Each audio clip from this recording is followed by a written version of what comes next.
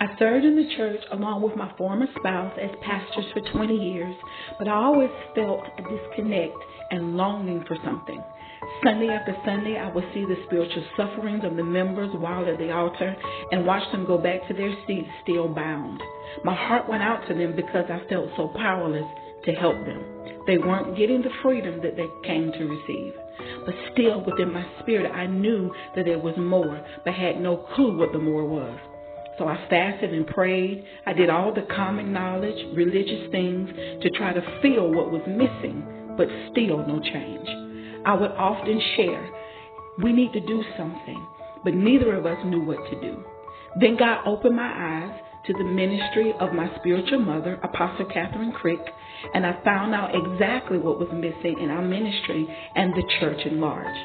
It was and is the anointing that God entrusts to surrendered vessels to see people healed, delivered, and set free from demonic captivity, and where God's miracles, signs, and wonders can flow.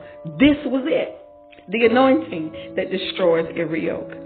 So now, with this new knowledge, religion was still rooted and working within me. I was blinded by the beams of the angel of light and driven by the vehicle of pride and selfish ambition.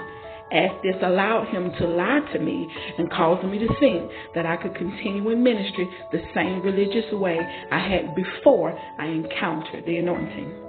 There was so much old wine that needed to be removed.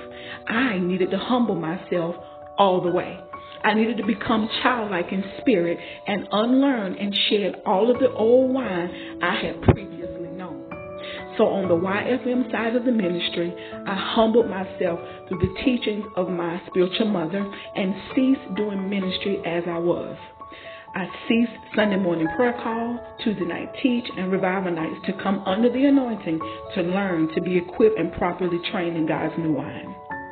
I also journeyed from South Carolina to LA to be discipled, to be trained in the anointing and be in God's revival atmosphere. God is asking especially pastors and ministers of the gospel to humble themselves and come receive God's impartation of anointing, training and equipping to be powerful vessels of God's anointing so that he can send us out to set his people free for his glory.